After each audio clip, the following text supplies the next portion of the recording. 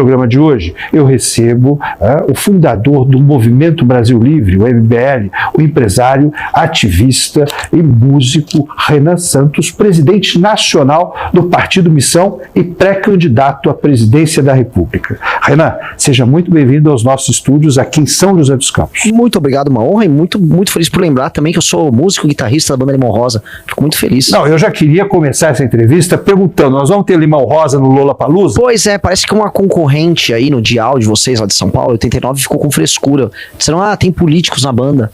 E aí, depois de a gente ganhar o concurso, não deixaram a gente... Foi o mais votado de longe pela iniciativa popular. Sim, né? De longe, a gente nem fez muita campanha. O pessoal não consegue lidar com um presidente da República carismático que ainda toca guitarra. Mas tudo bem. E ainda rock é autoral, né? Obviamente, eu tô apaixonado por esse cara, é verdade. Porque é autoral, porque rock and roll pra valer a pena tem que ser autoral. 40 anos na cara, fica fazendo cover. Agora, isso te aproxima um pouco do Haddad, né? Que é o excelente, né? Violinista, né? Violinista não, toca violão, mas assim, não é um excelente... Eu tenho duas coisas em comum com o Haddad, né? Ele fez a mesma faculdade que eu, a gente fez faculdade de Direito da USP, e tocamos guitarra. Eu fui um estudante na faculdade de Direito mais bem dotado do ponto de vista político, fundei um movimento político bem mais interessante que o dele, e toco guitarra bem melhor do que o Haddad também. Renan, falando sobre esse movimento político, né? Retornando aqui a 2013, né, o momento em que surgiu o MBL, que no primeiro momento a sociedade não entendeu muito bem, né, porque foi uma questão, às vezes, que explodiu com a questão tarifária do transporte público, outras cidades também entraram nessa questão, aqui em São José dos Campos, depois a questão da presidente Dilma. Como é que surgiu o Movimento Brasil Livre? O MBL não surgiu em 2013, 2013 era o MPL, que era o Movimento Passe Livre. Mas eu participei, né? Eu efetivamente comecei a voltar. Eu cheguei a fazer política na faculdade de Direito da USP. Só que aí eu regresso a esse universo de 2013 e vem dessas manifestações. O MBL não veio do MPL. Não. Mas muitos integrantes do MBL também participaram desse. Porque o Passe Livre começou aquelas manifestações da tarifa de ônibus, só que aquilo tomou um corpo e começou a ser outros temas. Começaram a falar de corrupção, começaram a falar sobre liberdade, por exemplo, do Ministério Público poder tocar investigações. Havia o tema da PEC 37 naquela época. E eu me interessei pelo tema da PEC 37, eu comecei às ruas, e aí eu comecei a organizar manifestações ali. Mas o próprio pessoal do Passe Livre não gostava da gente, porque achava que a gente estava mudando o tema. Enfim. Estava ampliando uma discussão extremamente importante. Exato. E aí aquilo acabou em 2013, vieram aqueles black blocs, que foi uma coisa que foi plantada ali para acabar com as manifestações mesmo. Inclusive um amigo meu, chamava Vitor, perdeu o olho nessa loucura aí de black bloc. E aí para 2014, aí sim, eu fundo o Movimento Brasil Livre, e aí o Movimento Brasil Livre começa a convocar as manifestações que redundaram na queda de Dilma Rousseff. Então, eu, o Kim Kataguiri, que foi um dos fundadores do grupo, um grupo de amigos, né, alguns músicos, meu irmão é cineasta, a gente se juntou, montou um escritório, e ali a gente criou uma linguagem política nova para aquilo que a gente chama de direita no Brasil, e organizamos manifestações, fomos para cima do PT e deu certo, né? O impeachment aconteceu, participei não só nas ruas, como também nos bastidores, então eu ganhei... Vocês tiveram, de uma certa forma, uma participação ideológica no governo Temer, né? No sentido das reformas, né? Orientando algumas questões que o MBL achava importante em termos de pauta do Executivo Federal. Olha, eu estou verdadeiramente surpreso com a qualidade das perguntas, porque pouca gente me pergunta. Na verdade, você é a primeira pessoa a me perguntar isso. E de fato, a PEC do teto e a PEC, a reforma trabalhista que passou no governo Temer, nós chegamos a interferir nisso. Eu fui até o governo Temer e falar, não, vocês deviam fazer isso e aquilo. O slogan da PEC vou te revelar algo que nunca falei antes. O slogan da PEC do teto de gastos, que é, vamos tirar o Brasil do vermelho, fui eu que passei pra eles usarem. Falei, olha, tem a ver inclusive com a lógica do impeachment da Dilma. Vocês estão saindo do vermelho nas contas públicas, mas também do vermelho do PT. Adoraram o slogan e usaram na PEC do teto. Então, a gente interferiu muito ali, porque a gente tinha essa agenda vamos dizer assim, fiscalismo, um rigor fiscal que o Brasil não tinha nos tempos do PT. E deu certo, né? Você for olhar ali, a crise fiscal que o Brasil passava por conta da Dilma lá, foi, vamos dizer, debelada durante o governo do Temer. E aí dentro dessa construção, tá, desse diálogo constante com as forças, né, não vou dizer progressistas da direita, mas com as forças nacionais, no sentido de você ter projetos de lei que, de uma certa forma, auxiliassem a regularização e a regulação das contas públicas, vocês decidiram lançar candidatos por outras siglas partidárias, é isso? Isso. No livro que a gente soltou, um livro biográfico do MBL, desde 2015, a gente já narra isso. A gente tentou ter um partido político. A gente viu, nossa, era muito, muito difícil. E a gente foi conversar com o PSL, então do Luciano Bivar e do advogado Antônio de Rueda. E eles, não, vamos dar um espaço para vocês. E aí o Antônio de Rueda, na época, veio inclusive tentar me ensinar como eu negociava a legenda nos estados e tal. A gente não topou, graças a Deus. E eles depois, né, acabaram virando Livres. E o Livres virou o partido que depois, o PSL de novo, voltou pro nome original, que o Bolsonaro ganhou a eleição e aí ficaram todos bilionários. E nesse sentido, vocês chegaram a eleger parlamentares, Sim. Né? Em algumas capitais, né? Sim. Não, o Fernando Holliday a gente elegeu por São Paulo, né? Peço desculpas aí à população de São Paulo.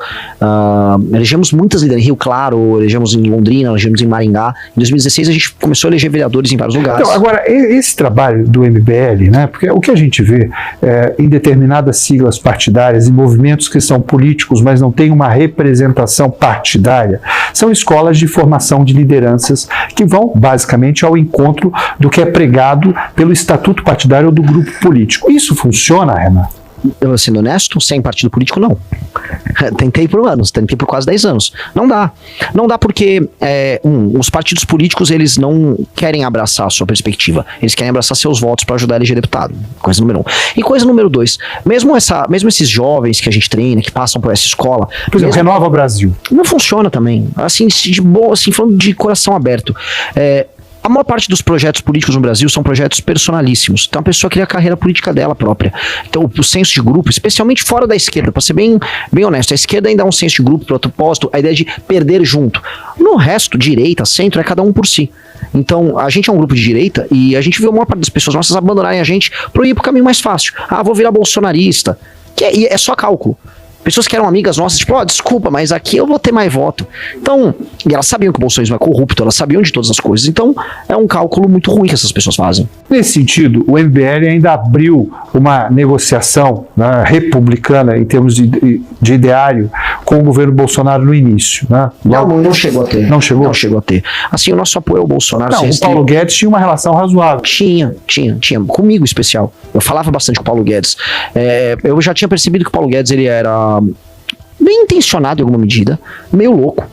E muito mal informado sobre como funcionava, por exemplo, o orçamento. Ele achava, por exemplo, que o orçamento que ele iria administrar em 2019 seria de fato determinado por ele. Então, amigos nossos narravam, falando, não, eu tô preparando os cortes que eu vou fazer aqui, não sei o que. Você não vai fazer o corte é determinado pela legislatura do Congresso anterior, e ele não sabia. Então o Guedes estava muito perdido quando ele entrou. Ele também demitiu boa parte da equipe técnica dele. A gente tinha uma boa relação, mas ele no fim do dia se submetia ao governo dele ali. Então ele entrou naquela espiral toda de loucura dos caras. Vocês chegaram a defender o impeachment do Bolsonaro, sim, né? Sim. E como é que isso caiu para os membros, não só do MBL, mas da direita como um todo, que de uma certa forma se assemelhava ao MBL em algumas causas e também precisava do MBL em alguns apoiamentos políticos?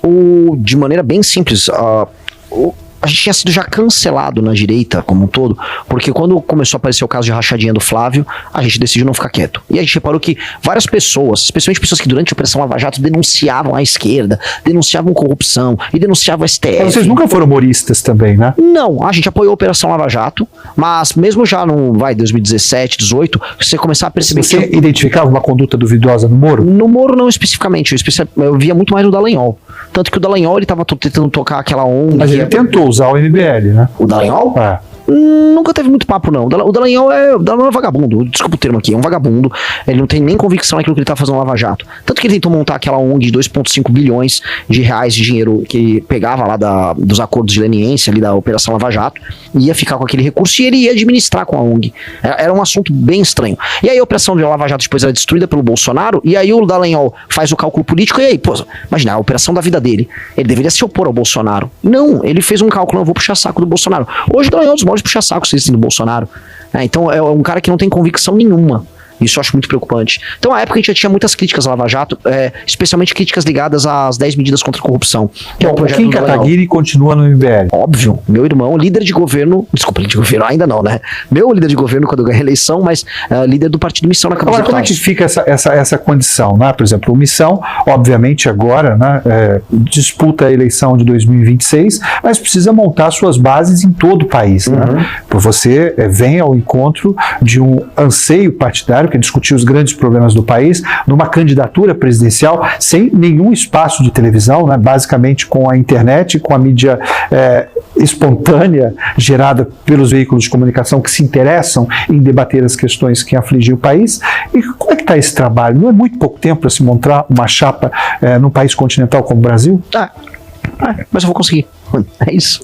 Igual era muito pouco tempo, 2 anos, para recolher 547 mil assinaturas válidas pelo TSE. E a gente conseguiu em muito pouco tempo. O Kim Kataguiri já fez a transição para o Missão. Já, hoje já é o representante do Missão na Câmara dos Deputados. Inclusive, vai nas reuniões de líder com os outros partidos, assim, é uma coisa até emocionante falar, assim, quando eu vejo Kim Kataguiri, tracinho Missão lá na tela, no TV Câmara, é uma realização de um sonho nosso, né, de um esforço muito grande. Mesma coisa com o Guto Zacarias aqui em São Paulo, que era o líder do partido na Lesp. Às vezes eu nem, né, eu acordei, assim, sexta-feira de manhã, eu fiquei olhando assim, falei, nossa, o Kim é líder do nosso partido. Tem reuniões do colégio de líderes e, não, o representante da missão tá aqui, está acontecendo. Porque a gente sempre falou, olha, a gente precisa sentar na mesa. A gente precisa ter um partido para sentar na mesa. E a mesa é a mesa do colégio de líderes. Tá o cara do PT, o cara do PL, o cara do PSDB, do MDB, e nós agora estamos lá. Agora é aumentar a bancada, é aumentar a nossa força. E nós vamos conseguir isso. Então é passo a passo. Nosso projeto é um projeto difícil, porque a gente está enfrentando um jogo que é muito duro, mas a gente tem 2 coisas que eles não têm. Um, a gente é muito íntegro. E 2, nós somos mais inteligentes. Nós estudamos mais do que eles. Então vai ter sobressalto, vai doer, mas vai dar certo. Nós vamos para um rápido intervalo comercial e eu volto em seguida com o presidente nacional do Partido Missão, Renan Santos. Fique comigo. Comigo nos estúdios em São José dos Campos, o presidente nacional do Partido Missão e pré-candidato à presidência da República pelo partido, Renan Santos. Renan, no bloco anterior, nós falamos um pouquinho sobre o surgimento do MBL, algumas lideranças políticas, né? E sobre esse novo momento com o registro partidário e a representação nos parlamentos, né? Além do Kim Kataguiri, algum parlamentar hoje no exercício de mandato é interessante para esse movimento do Missão? Está em conversação? Tem como ampliar a bancada ainda nessa legislatura? Olha, há pouquíssimas conversas, por 2 razões.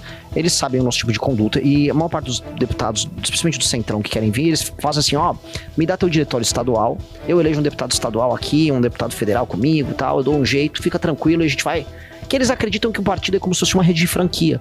É uma franquia de farmácia que cada um... Como infelizmente é a maioria dos partidos políticos no Brasil. 95%, vamos dizer assim, que a exceção do PT, do PSOL, que são de esquerda, veja...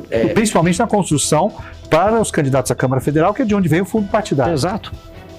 Então, tirando alguns partidos ideológicos de esquerda, os partidos do Centrão todos, eles vendem seus diretórios para eleger deputado federal, para pegar passar da cláusula de barreira e entra dinheiro, eles redistribuem entre si o dinheiro. É uma rede de franquias mesmo. E nós não estamos trabalhando com rede de franquias. Então, não apenas não oferecemos isso, como do outro lado também a gente não tem muito a oferecer. Se o cara...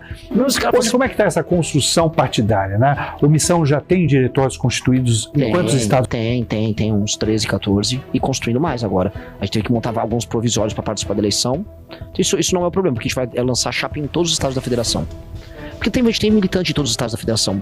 A título de curiosidade, a gente foi o único partido que foi montado conseguindo atingir o mínimo exigido por lei em todos os estados. Ou seja, a gente teve time de coleta de assinaturas em todos os estados do Brasil. No estado de São Paulo, o Missão terá um candidato ao governo de São Paulo? Por enquanto, o Kim Kataguiri é pré-candidato ao governo do estado de São Paulo. Houve outros nomes, então a gente está conversando nos bastidores.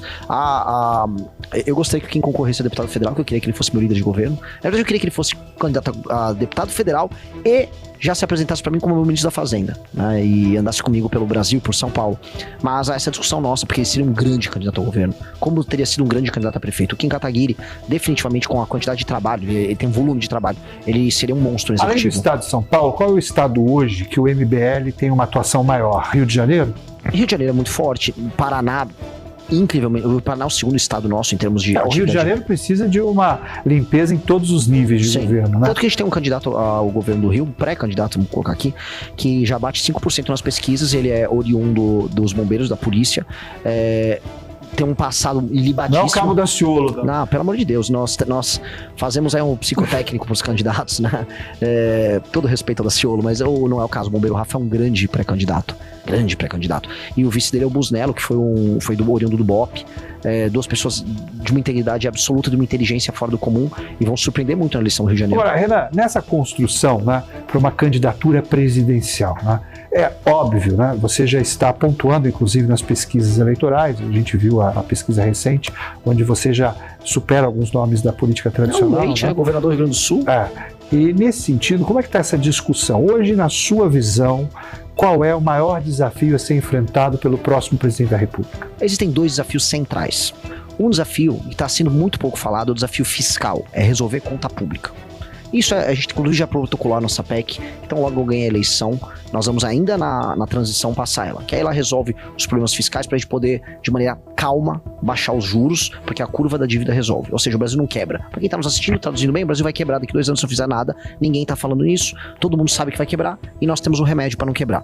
2, crime organizado, violência, segurança pública, assim, do Oiapoque ao Chuí, esse é o maior problema, todo mundo relata, e em alguns lugares as coisas estão dramáticas, e pouco se comentou, todo mundo fala, segurança pública vem mais do Rio de Janeiro. Não, o Ceará é o pior estado do Brasil, de longe. Não, nós estamos vendo São Paulo, né, degringolando com a questão das facções, já dominando, né, pontos centrais aqui no interior de São Paulo. Sim, até porque o interior de São Paulo é a rota caipira, que passa, em resumo, a droga que vem da Bolívia, vem pelo Mato Grosso do Sul, e ela chega até o Porto Santos. Então, toda a Baixada Santista é do PCC, e aí o Porto de Santos é tomado pelo PCC também, e o PCC manda a droga pra fora com submarino via Porto Santos. No Ceará, por exemplo, todas as cidades médias já foram tomadas pelo Comando Vermelho, e a capital Fortaleza já foi repartida pelo Comando Vermelho e aquele terceiro Comando Puro. Então, quando você vai olhando o interior do Nordeste, você vai se assustando. O Nordeste está tomado mesmo. E o Comando Vermelho é uma facção muito mais agressiva e meio simplória do que o PCC. O PCC é mais profissional. E eles fazem terror mesmo, as pessoas, é terrorismo puro e simples. Então, um presidente da República precisa entrar e devolver lei e ordem para o país. Não vai ser bonito o que precisa ser feito com esses caras, entendeu? A gente vai precisar fazer uma limpa. E o governo federal vai ter que dispor de meios institucionais para fazer isso. Dito isso, é fazer isso, mudar a nossa legislação penal para que as penas sejam bem mais altas para os crimes cometidos, especialmente para reincidente, porque os crimes são sempre cometidos pelas mesmas pessoas. Tem que mudar as leis de execução penal, acabar com institutos como o da progressão penal, que hoje faz com que um cara que tem 20 anos de pena cumpra 2, 3. É uma bizarrice que acontece no Brasil. E qualificar facções criminosas como organizações terroristas. Não aguardar os Estados Unidos fazer isso, que é meio humilhante pra gente. É nós mesmos fazer, porque eles são organizações terroristas. Eles cometem crimes de terror e são organizações de natureza política. Tanto o PCC quanto o Comando Vermelho têm natureza política. Não é à toa que o PCC se autodenomina o partido. E o Comando Vermelho, a origem dele é uma origem político-ideológica. Não tô falando que ele é um grupo de esquerda, o Comando Vermelho, mas eles fazem ocupação territorial e eles têm legislação própria dentro dessa área que eles ocupam, que os qualifica como organização política. Portanto, eles são um grupo de terror que praticam a violência como forma de expressão política e precisam ser tratados como tal. Institucionalmente, você acredita que há representantes dessas forças dentro da política no exercício atual? Pelo amor de Deus, com certeza. Com certeza. Veja, no Rio de Janeiro, o Bacelar, que foi afastado, ele era parceiríssimo do TH Joias, que era do Comando Vermelho. Inclusive, o Rio de Janeiro vive um momento sui generis, né? Porque ele vai ser governado por um juiz, sim, né? Um membro do judiciário, porque o Cláudio Castro é candidato ao Senado. Sim. Então, a situação do Rio de Janeiro ela é uma aberração. Uma aberração. Agora, tem coisas que são ainda poucos, vamos dizer, são muito inexplicáveis. Como o governador do Ceará permite que o Comando Vermelho vá tomando as cidades e ele não faz absolutamente nada. A polícia do Ceará toda sabe o que está acontecendo. Mesma coisa com o Jerônimo na Bahia. Ambos são do PT e, assim, o PT vai ter que explicar isso. Eles receberam durante o governo Lula a dama do tráfico. Houve lobby do Comando Vermelho e do PCC dentro do governo do PT. E aí eu vejo essas coincidências e eu começo a achar as coincidências muito coincidentes, né? Será que o PT em alguma medida está sendo leniente? A se vê. O lance é o próximo presidente da República tem que investigar isso. Porque certas tomadas de cidade que vem acontecendo em nome do Comando Vermelho não se explicam. A polícia tinha toda a condição de fazer a resposta, vamos dizer, bélica a isso. E o governador não autoriza. Renan, óbvio, né, que uma outra questão muito debatida é a saúde pública no país, né? O SUS é já o maior programa do mundo em termos de atendimento gratuito à saúde. Vai haver uma renovação no SUS, uma intervenção no SUS? Como é que o governo Renan Santos vai enfrentar o caos da saúde pública no país? O caos da saúde pública no país começa pelo acesso. os braços que permitem que o SUS seja acessado pelas pessoas são sempre difíceis. Por isso que as filas são grandes, por isso que os certos serviços demoram para acontecer, por isso tem gente que morre antes de fazer uma cirurgia de câncer. Então tem uma questão de acesso, que é uma questão de alocação de recursos e uso inteligente dos recursos no SUS. Isso no passado seria muito difícil porque as métricas para você avaliar isso, elas não estavam à mão do gestor público. Agora, graças a Deus, surgiu um negócio chamado Machine Learning, inteligência artificial. E com essas ferramentas que a gente tem à disposição, a gente consegue entender assim, olha, essa região você vai precisar de mais equipamentos de, sei lá, de ressonância magnética. Aqui eu preciso de uma determinada mão de obra assim, assim, assado. Certos estoques de remédio precisam vir para essa região. Você consegue alocar melhor os recursos. Isso é a primeira coisa. 2, com o Machine Learning e tendo uma coisa muito simples chamada prontuário único, você vai conseguir pegar todo o padrão de consultas e de idas ao médico que um cidadão brasileiro teve, e aí você consegue estabelecer padrões. Então, se a pessoa tá tendo algum tipo de, sei lá, de hipertensão, tem açúcar no sangue, começa a falar, não, essa pessoa vai desenvolver diabetes, então vamos já pegar um agente de saúde, vamos mandar na casa dela, vamos ver se a pessoa muda a alimentação dela, se ela começa os exercícios físicos, para ela evitar desenvolver diabetes, não ter que ficar com uma doença crônica pegando medicação no SUS o tempo todo. Então, dá para fazer uma revolução. Então, essa revolução a tecnologia vai permitir. E graças a Deus se a gente ganha a eleição, nós vamos ser a gestão que vai pegar pela primeira vez a chegada da revolução da inteligência artificial para pegar um ferramental centralizado como o SUS, que costuma ser desvantajoso porque é central. Tudo que é meio central a gente vê como desvantagem, mas agora com a tecnologia da informação em massa como a gente tem hoje, você vai ter isso como uma vantagem. O SUS centralizado, a gente vai ter muita base de informação para poder alocar melhor o recurso, e aí a gente vai poder atender muito melhor as pessoas. O que significa? As pessoas vão ser mais bem atendidas, você consegue diminuir fila, você consegue prever o desenvolvimento de doença, e você consegue fazer o remédio estar perto da pessoa, o médico que ela precisa estar perto dela, o agente de saúde estar perto dela. Isso é uma revolução. Nós estamos indo para o final da nossa entrevista, mas antes de ir para o quadro Vai e Vem, eu queria que você fizesse um diagnóstico do atual governo Lula. É um governo muito ruim, é um governo que é muito ruim, ele nem sabe porque é governo. Veja, o ciclo do PT terminou com a prisão do Lula, o ciclo histórico. Então o ciclo terminou ali, porque o ciclo econômico deles também tinha terminado lá durante a Dilma, o ciclo político, ou seja, a visão de mundo deles não se renovou entre os mais jovens. Então é um ciclo, tudo tem começo, meio e fim. Tudo termina. E a que se deve a eleição do presidente Lula dentro desse... É isso, porque entrou uma coisa muito bizarra chamada Bolsonaro. E o Bolsonaro era tão idiota, e as pessoas, eu sei que você tem muitos eleitores do Bolsonaro, mas eu vou falar até olhando pra câmera. Ele errou. Ele destruiu ali a Operação Lava Jato. O filho dele, o Flávio, tinha problemas com corrupção, e com base nisso ele fez um acordo com o STF que devolveu o Lula. E aí, quando ele devolve o Lula ao jogo, os partidos do Centrão, que estavam com o Bolsonaro inclusive, se juntaram e falavam, pra tirar o Bolsonaro é só o Lula. E aí devolveram o Lula ao poder. E essa é a real. Devolver o Lula. Mas quando o Lula volta, ele volta com o PT muito velho, sem ter nada a propor. Por isso que o tema da campanha do Lula era picanha. Como é que um cara concorre à presidência da República e ele não apresenta um plano de governo? Ele não apresentou a época quem seria o ministro da Fazenda, e ele falava só em picanha e cerveja. Não, a gordurinha da picanha que você come. Aí ele ganhou. O que ele fez? Ele não sabia. Aí o Haddad veio com arcabouço, ficou aumentando o imposto. Eles ficaram se envolvendo em polêmicas idiotas o mandato todo. Só essa semana, o ECA digital, mal explicado até agora. 3 semanas atrás, no carnaval, ele e a Janja desfilando. Então, assim, é polêmica idiota atrás de polêmica idiota, aumento de impostos para as pessoas, e aí a água começa a bater na calça, vamos colocar aí, para não falar palavras mais feias, e aí ele, não, agora dá um vale gás, tira a energia elétrica das pessoas mais humildes, vamos tentar ganhar a eleição assim. É um governo ruim e que nem deveria estar acontecendo. Só existe o governo Lula porque o Bolsonaro fez um governo muito ruim. Mas agora nós estamos aí com Flávio Bolsonaro. Como é que você avalia essa candidatura? Eu pergunto, né? Você é um especialista. Qual a proposta do Flávio Bolsonaro? Para as pessoas que estão assistindo, você faz cobertura política. Qual proposta ele tem? Ele não apresentou uma proposta. Como é que um cara tem a honra de concorrer para a presidência da República, carregando o nome do pai dele, que é um homem famoso, no maior partido do Brasil hoje, senador que é o da República, sendo senador da República, e ele não tem uma proposta. O Flávio Bolsonaro, para quem está nos assistindo, ele foi no BTG Pactual, um banco grande de investimento, foi palestrar. E perguntaram, não, o que você vai fazer em termos de reforma econômica pro Brasil? Se me soltar lá, eu fico 2 horas falando de reforma econômica. Tintim por tintim. Ele não sabia. Ele falou, eu vou fazer uma tesourada. Eu vou cortar aí o que tá errado. Ou o que você vai cortar? Cortar aí, eu vou cortar aí. Vou cortar o quê? Vou cortar aí o que tá errado. Então você acredita que há espaço para um eventual crescimento da sua candidatura? Eu tô vendo isso. Eu estava com 3% na região Nordeste. fiz a minha primeira aparição para Pernambuco, fui para 4.1. Depois rodei Rio Grande do Norte e Ceará, fui para 5.4 no Nordeste, de acordo com a pesquisa Atlas. Onde eu vou e eu explico, ou seja, eu sou muito desconhecido ainda. Só que quando as pessoas me conhecem, elas percebem, esse cara é mais inteligente, esse cara é mais íntegro, e esse cara tá trazendo soluções concretas. Porque assim, imagina, se eu solto o Flávio Bolsonaro no Ceará, ele vai virar pra pessoa que mora numa cidade que foi tomada pelo Comando Vermelho e vai falar, preciso soltar meu pai. A pessoa tá, mas... E eu que tô na mão do Comando Vermelho? Tudo bem, mas preciso soltar meu pai. A pessoa não entende. Aí o Lula, se ele chega lá, também em Santa Quitéria, no Ceará, lugar tomado pelo tráfico. Olha, eu vou te dar um pé de meia. Pessoal, eu quero que você tire o Comando Vermelho daqui. Eu vou te dar um pé de meia. Aí eu fui lá e fui tratado do Comando Vermelho na cidade deles. Então, quando você trata do problema concreto, por mais que você seja desconhecido, você começa a comer pela beirada. Eu tô comendo pela beirada. Agora tô comendo pela beirada aqui em São José. As pessoas estão me conhecendo.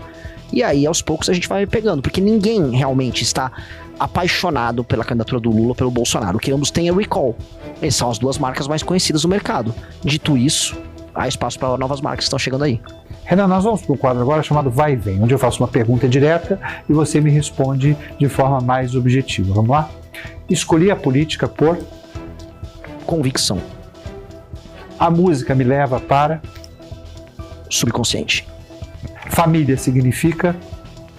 Minha base. Uma inspiração na vida pública. Júlio César.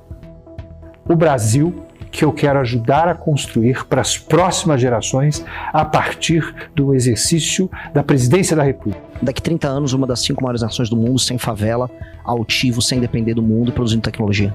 Olha, eu queria agradecer demais a sua presença nos nossos estúdios, né? Desejar muito êxito nesse processo eleitoral e principalmente nesse amplo debate que precisa ser feito para a nossa população, e os microfones da Jovem Pan estão à disposição do Partido Missão, né? Sempre que houver boas causas a serem reverberadas. Muito obrigado, me sigam Renan Santos MBL em todas as redes sociais e maravilhosa conversa, sempre um prazer. Esse foi o nosso Conversa de Bastidores, que recebeu o presidente nacional do Missão e pré-candidato à presidência da República, Renan Santos. A gente se vê no próximo programa.